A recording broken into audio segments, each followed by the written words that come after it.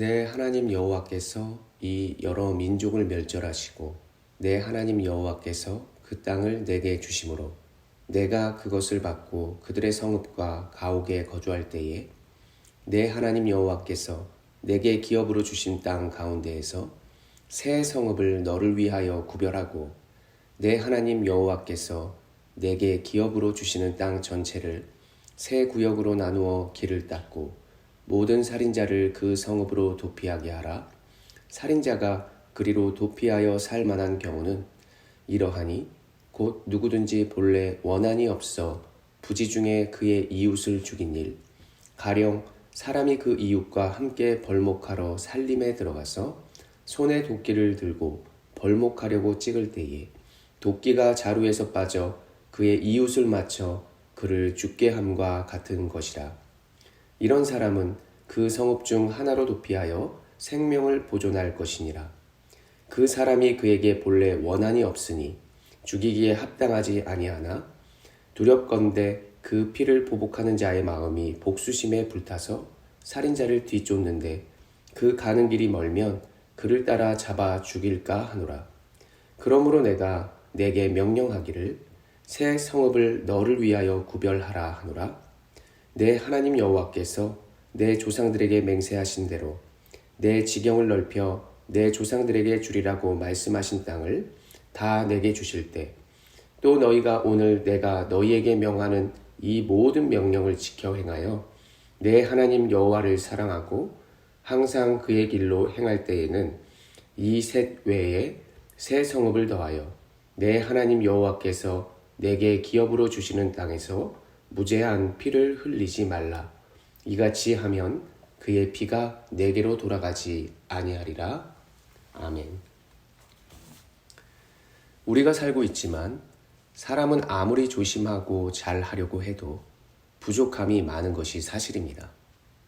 죄를 짓지 않으려 해도 죄를 지을 수밖에 없는 우리라는 사실이죠.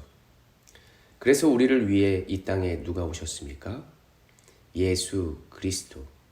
그분은 저와 여러분을 위하여 이 땅에 오신 줄로 믿습니다.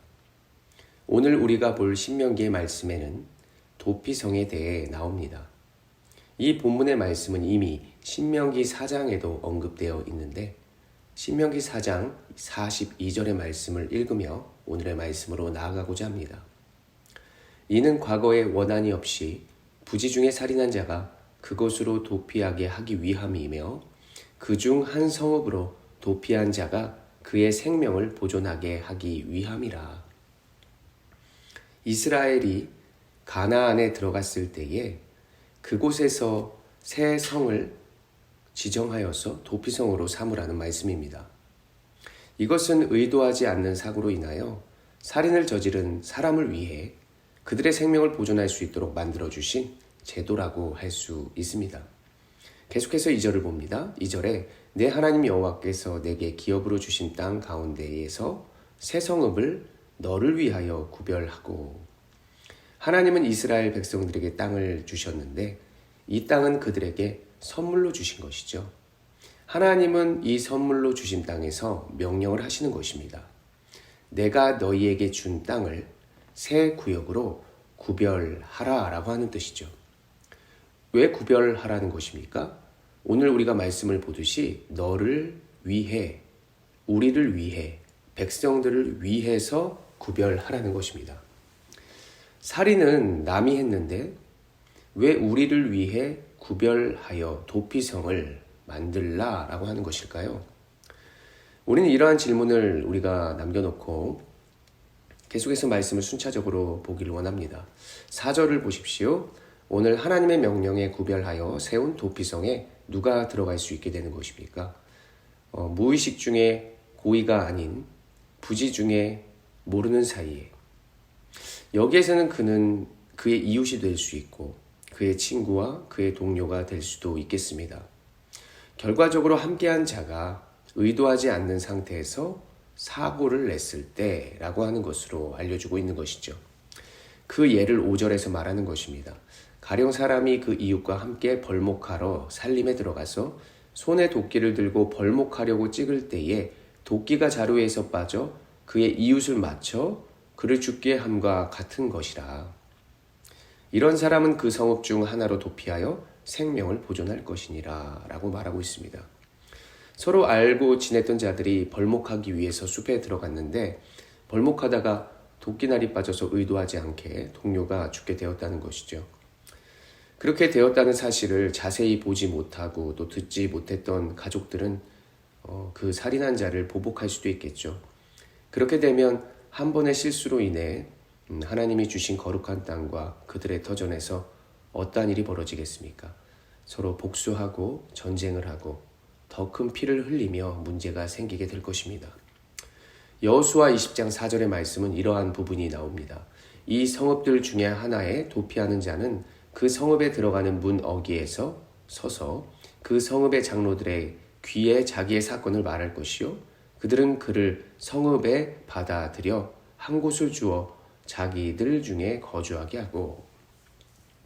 뜻밖의 살인한 자가 되어버린 도망자는 도피성을 찾아가서 그곳의 장로들에게 상황을 이야기해야 하는 것입니다. 그 성의 장로들은 그 부지 중에 살인한 그 자를 그의 얘기를 듣고 이렇게 받아주게 되면 이제 그는 비로소 죽음을 면하게 되고 생명을 보존할 수 있게 되었다는 것이죠. 신명기 19장 7절입니다. 그러므로 내가 내게 명령하기를 새 성읍을 너를 위하여 구별하라 하노라. 너를 위하여 구별하라. 또다시 너를 위하여, 우리를 위하여, 백성을 위하여 구별하라 라고 명하시는 것이죠. 왜 또 강조하는 것입니까? 7절 이후에부터의 말씀은 이제 의도하지 않은 것이 아니라 의도적으로 살인한 자들의 내용이 나타나고 있기 때문입니다. 어찌되었든지 간에 온전한 구분과 구별을 함으로써 어떠한 자들이 진짜 실수로 살인을 했는지 어떠한 자들이 의도적으로 살인을 했는지 그런 것들을 잘 생각해야 되고 또 온전한 구별, 구분, 분별 하나님의 말씀 안에서 그런 것들을 우리가 잘 지키고 행할 때에 우리가 하나님의 뜻을 온전히 알게 되고 또 하나님의 뜻대로 살아갈 수 있게 되어지는 것입니다. 말씀을 정리해 봅니다. 하나님이 주시는 모든 명령은 오늘 말씀에서 강조했듯이 우리를 위하여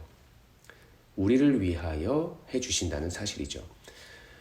나는 오늘과 같은 일이 없으니까 앞으로도 없을 것이니까 이렇게 말씀을 받는 것이 아니라 우리는 살면서 어떠한 일이든지 남의 일들도 나의 일처럼 이렇게 받으며 생각하며 고민하며 살아가는 자가 저는 그리스도인이라고 여겨집니다. 살면서 보십시오. 하나님이 우리를 지켜주셔서 엄청난 일을 우리가 피했는지는 모르겠지만 우리가 실수로 남에게 피해를 줄 수 있고 상처도 줄 수 있고 내가 모르는 사이에 의도하지 않게 감정에 못 이겨 누군가에게 어려움을 줄 수도 있죠. 가족의 감정도 상하게 할 수도 있습니다. 이것이 상대에게 있어서는 큰 상처와 아픔으로 남을 수도 있게 되는 것입니다. 우리가 무심코 던진 돌에 개구리는 죽을 수 있습니다.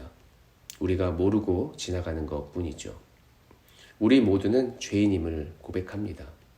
그 누구도 판단할 수 없는 부족한 자들이라는 사실이죠. 9절에 하나님은 말씀하십니다. 너희가 오늘 명령을 지켜 행하여 내 하나님 여호와를 사랑하고 항상 그의 기의 길로 행할 때 성읍을 더한다. 하나님의 말씀으로 그분을 더욱 사랑하면 우리는 살아가면서 모든 것들을 합당하게 구별하고 하나님의 기쁨이 될 줄로 믿습니다.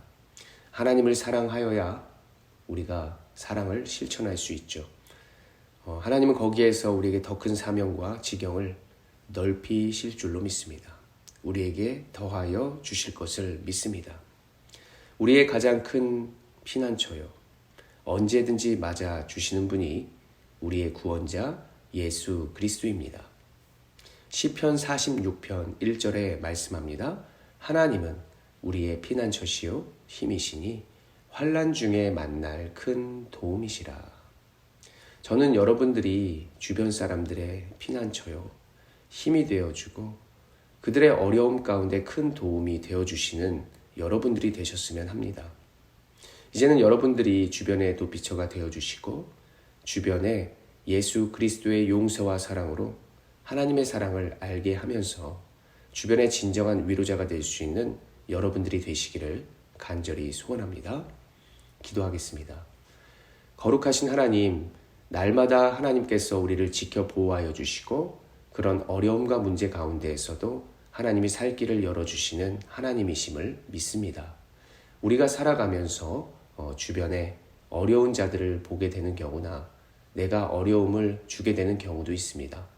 하나님께서 언제나 우리의 인생을 잘 구별하여서 하나님의 기쁨이 되게 하여 주시고 환난 날에 큰 도움이 되어 주신 하나님의 사랑을 우리의 인생 가운데에서도 그 사랑을 증거하며 주변의 이웃들을 더 산 소망으로 살게 할 수 있는 그리스도의 참된 제자로 살아갈 수 있도록 우리의 큰 도움과 능력이 되어 주시옵소서. 주님의 사랑을 전하기를 간절히 원하오며 거룩하신 우리 주 예수 그리스도의 이름으로 간절히 기도드립니다. 아멘.